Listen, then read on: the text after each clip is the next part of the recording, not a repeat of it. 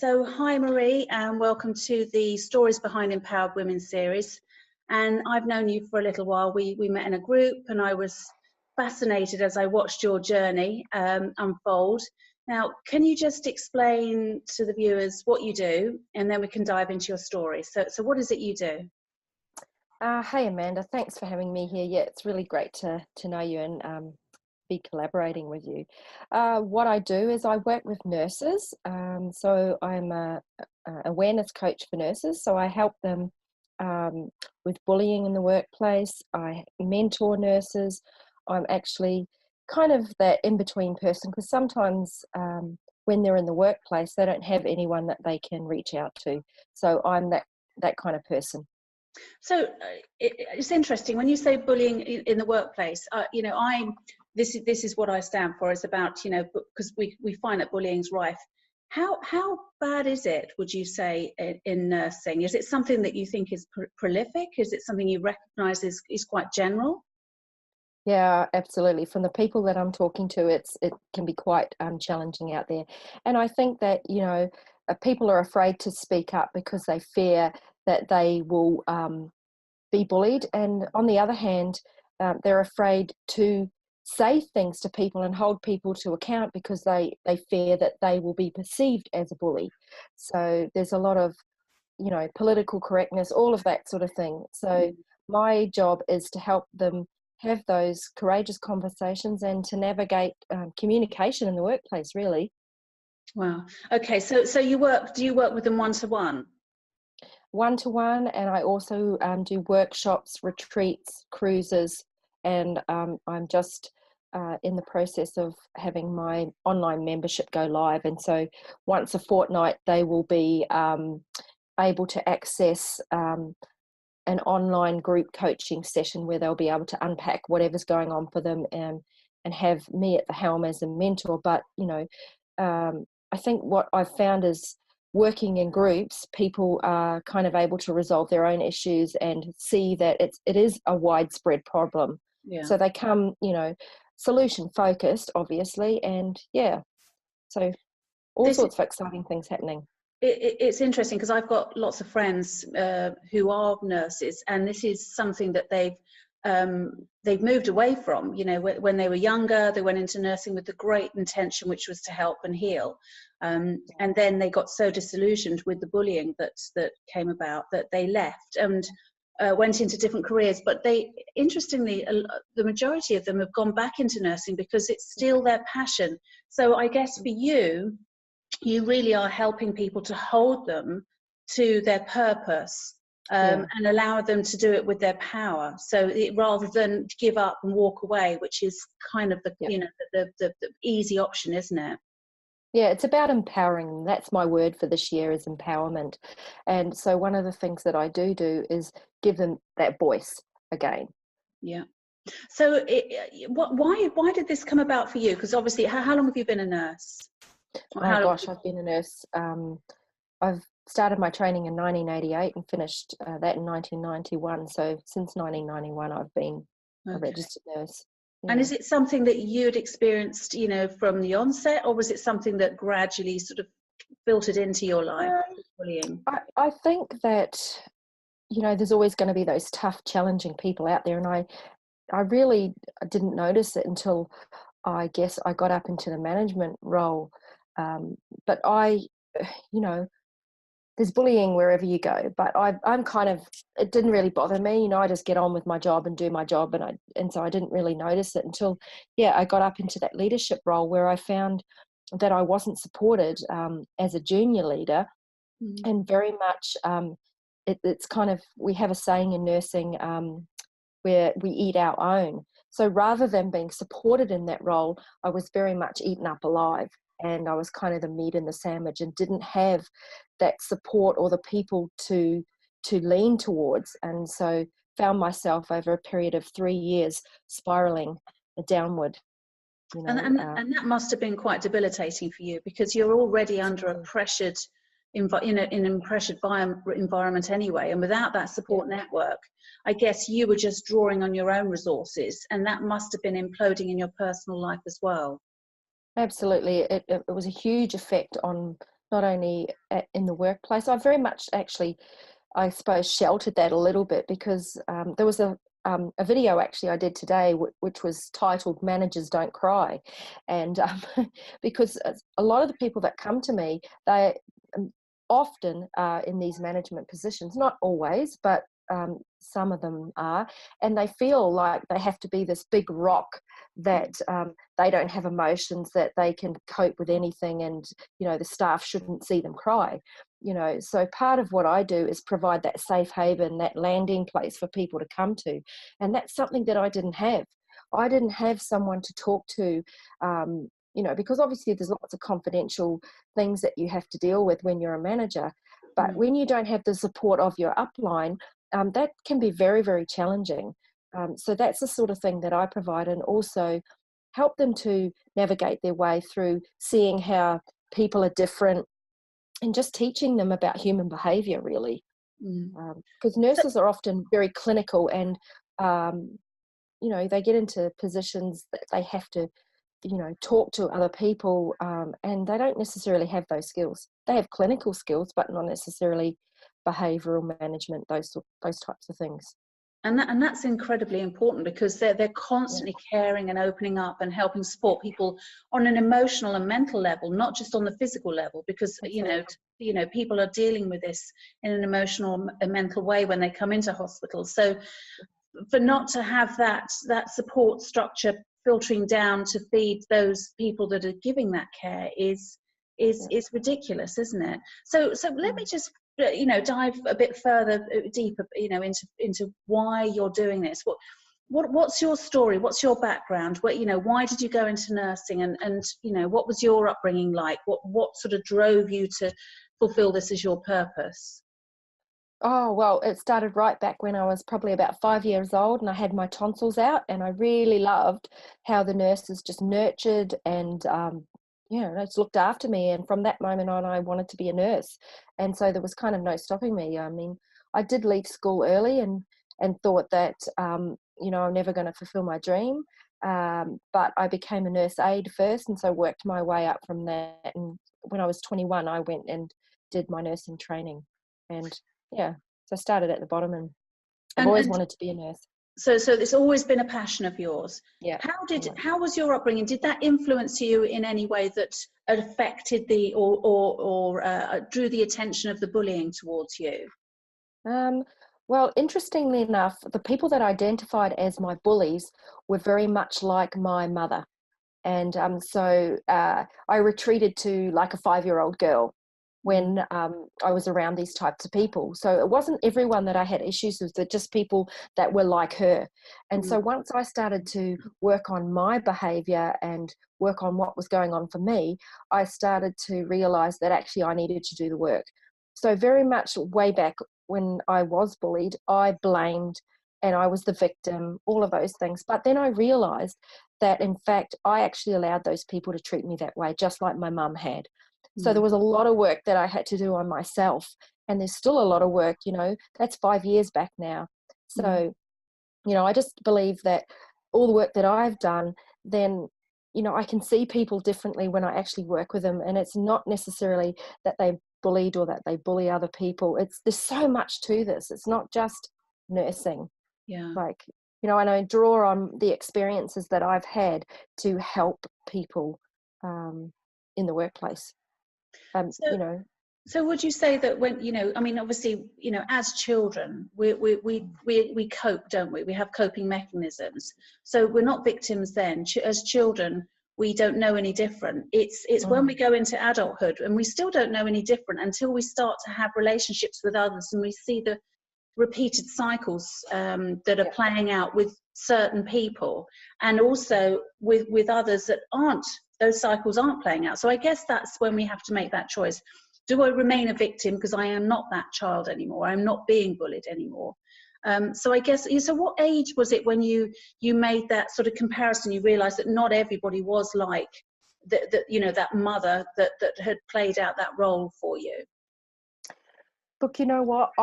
Every time I got around my mother, even though I was 48 years old, I still reverted to that 5-year-old child. It wasn't till I had that experience of being bullied and reaching rock bottom that I Wow. realized, oh my goodness, this is a pattern that I've had all my life. And it's been, I used to think it was my mother's fault, but Mm. I wasn't brave enough to say to her, hey, you don't get to treat me that way. Yeah. Until I hit rock bottom and I started to study at the Coaching Institute and learn about the stuff.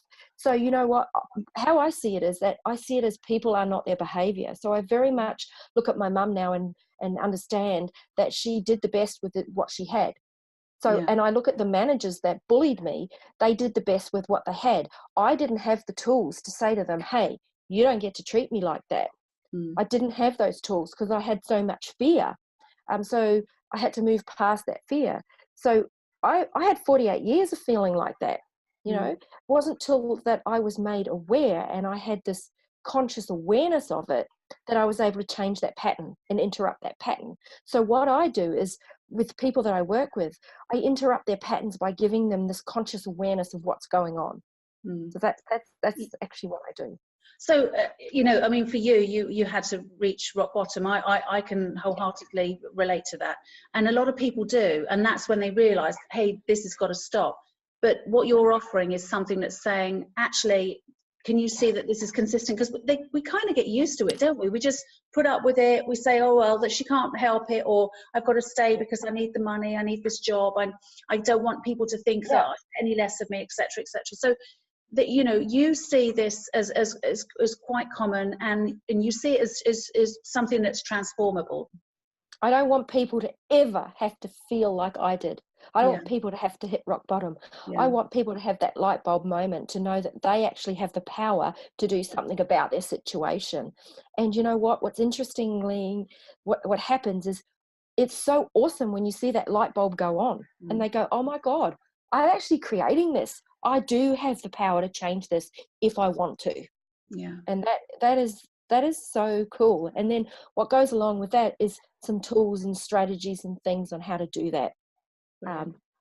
Yeah. And again, it's not just about with the bullying in the workplace that you're identifying with. You're looking at their whole life. Absolutely. And it will have a powerful positive impact in the rest of their relationships. So how do you? So you're based in Australia. I know you've been expanding and you're working with nurses there, but also you're reaching a wider audience now. So these online courses, I guess they'll be reaching out worldwide. So that's your way of tapping into nurses worldwide now, isn't it? Oh, absolutely. Like I don't have any clients that work here in my hometown. I work mostly like what we're doing now, one-on-one via Zoom, and the retreats. People come from all over the place for that, and the cruise. And I've been to New Zealand already. So yeah, I'm branching out to wherever I'm needed. I'm going. So Fantastic. yeah, and hopefully along the way teaching other people to do this as well, because I don't want people stuck with me 24/7 for a year on, a year out. That's not my aim. I want other people to feel empowered to teach what I teach to others. I was going to ask you that question. Go on. Yeah, absolutely. So this is something that you can actually teach others who will be able to help, because obviously there's only one of you, and you obviously have a concept that works, because you're sold out. You've got these, you're doing cruises as well, aren't you? That's where so those have been really successful. I've been watching your progress with that. So I guess, when are your plans to try and now take this to another level and start teaching others? Because I know that there's lots of people out there who have that, ability to teach and want to embrace this, because they can see that people perhaps in their workplace are needing that help. When do you think that might take place? Well, I guess I have a vision for the membership to go live, and so excuse me, from there I kind of want to do some other things where I'm that kind of go-between person in teams. So I help the manager, but I also help the team and to come together. So that's some of the work that I'd like to do. And so, obviously you go in for a short period of time and then you empower the team to learn all these skills and how to communicate with one another. And then then they can grow and flourish and then teach other people as they come. So that's part and parcel what I do. The other thing is going in and teaching in the universities, to the university students, to the nurses. Yeah. I think that is key, isn't it? Getting them while they're young, before they go in there, so they're not disillusioned when they actually hit that block, that stumbling block. So you mentioned the membership. What's the membership about? So the membership is a monthly membership, and so they pay a minimal fee, because, you know, what I realized is that I want this to be available to all nurses and affordable. So it's a nominal fee. They can opt in, month out, whatever they choose, however long they want that for. And for that fee, they get the modules, the online modules. So currently there's 4 modules with lots of different content under that, and that will be updated all the time. And so they will have access to that while they have their monthly fee. They get to be part of a Facebook group, which they will continue to be part of, whether they're in you know, a member or not. So they'll continue to be part of that. And fortnightly, there'll be a fortnightly hour coaching session via Zoom. So we can, as a group, discuss things that they want to discuss. It'll be recorded, so they can don't have to be there. They can just come in and have a look when they want to. Yeah. So there's that option, and there's also an option for them if they want to pay for 4 months in advance. They get an extra added bonus of having a ProScan profile done. So they get to look at how they how others perceive them, how they're perceived, what are their stresses at the moment, that sort of thing. So they get that, and they also will get an affiliate link. So if they give that link to other nurses and a nurse signs up, whether it be month or 4 months, they will get a fee paid to them. So Brilliant. Which is about $10 they'll get. So you've got different options to support women in different ways, and as you say, this is something that's new, that's coming up. When do you think the membership's going to be launched? Because you said that's coming up. So the launch date is the 1st of March, but the membership portal opens on the 1st of February. Lovely. And this video is going to be going out live on the 5th, so that's perfect timing. So so people worldwide can get in touch with you because obviously I know that we've got a lot of nurses here in the UK who are definitely looking for this and have been talking about this, and I said, I know exactly the person, so I need to do this video. So that's fantastic. So if people want to reach you, you know, how can they get in touch with you, darling? Well, I have quite a big following on LinkedIn. So I'm on LinkedIn, Heart of Nursing, so they can find me there. Or they can find me on Instagram, Heart of Nursing. And I've also got a private nursing group on Facebook. So that's Soul Medicine for Nurses and Heart of Nursing page. So if they're a nurse and they want to come to the Heart of Nursing page on Facebook, more than welcome to come along. And so that's how they can get and contact me, or on my website, which is mariemcaneney.com. And so very easy. Brilliant. Okay, and I'll add links. So I mean, I'm intrigued. You know, have you got a story that you're working on at the moment? Are you thinking about writing your book? Are you going to be writing this in a sort of a book format? You are. Yeah, absolutely, I am, of course. And I think that you inspired me to do that. Like, I've been so grateful to have been able to write for you and your readers. That was just a wonderful thing to do. I really, really enjoyed that. And absolutely, I do have a story. I've got a portion of my story in a nursing journal that's coming out shortly. So just watch the space. But in my free time, because I'm also currently still working as a nurse, I think it's very important to stay connected and to keep it real. So, and I really love doing that. So I'm very, very busy, as you can imagine. But I think that, if you stay in that space, then you're relatable. People know that you actually know the pressures, know what's going on. Sure.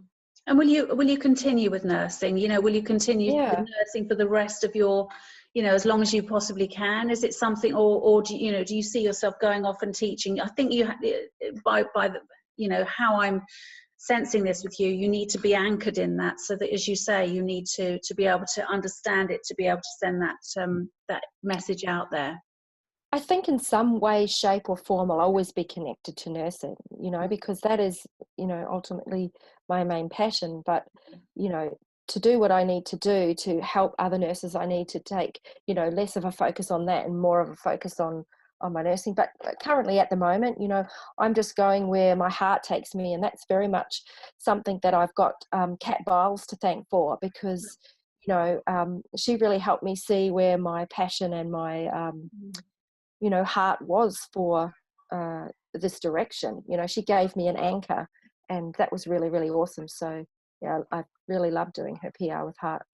And that's really important for us, isn't it? Because we do need the people that help us to pull our vision through, which is, you know, it keeps us accountable, and that's what she does. You know, I've been working with Kat for 4 years, and every time I dive into something new, she's always there. The work is always there because I always see her as my mentor. But you know, we need these people in our lives because they're our pacemakers. They're not doing the work for us. They're helping us to bring the work through, which is amazing. And that's how, you know, we do pass that support on. And that's what you're doing. You know, without that, you wouldn't be able to do the work you're doing today, which is amazing. So, you know, it's been absolutely, you know, mind-blowing actually knowing you and seeing your journey unfold in a very, very short space of time. There's not many people you see that progress in this kind of way, but I think that's because you do keep it real, you keep it anchored, and you haven't changed the way you work and who you are at all in all that time. And I think that's a beautiful part of the work that you bring through.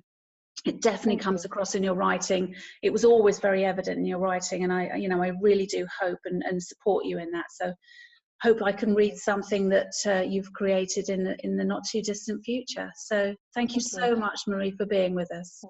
I think the other thing that I forgot to mention was that most of what I teach is about nurses nurturing themselves as well. So even though I give them those practical things, there is that other side that is very, very important, because if they don't nurture themselves, then they've got nothing left to give back to their patients. And I think that's why a lot of nurses become burnt out. They feel like they have to be the caregivers. They feel like they have to keep giving, and they don't actually give anything back to themselves. And that's something that I've really had to learn for myself as well, is that balance. I need to teach them about their intuition, follow their heart, all of that. So it's very, I mean, that's why it's called soul medicine for nurses. So I'm very much about them finding and discovering them their true nature and purpose, their purpose for why they do what they do, you know. And I've seen, again, that on a personal level, I've seen you go through a dynamic shift personally. And I guess that is because you practice what you preach. You have to invest that time and energy and focus into your own, soul nutrition, haven't you? So yeah, absolutely. I guess it keeps you, and also, once you've got there, why would you want to change it anyway? You've got the format, it just works for everything, doesn't it? So thank you so much, Marie, for doing this interview with us. And as I say, I'll add all the links, and best of luck with all your launches. But I know that, you don't need any of it. It's just, whatever you put your heart and soul into just manifests beautifully. So thank you so much. And I look forward to seeing everything unfold for you in 2019. Thank you so much for having me here. It's been a real honor. I just really feel honored that you would have me here chatting to you. I just love everything that you do, and I wish you every success as well. So thank you. Thank you, Marie. Take care. Thank you.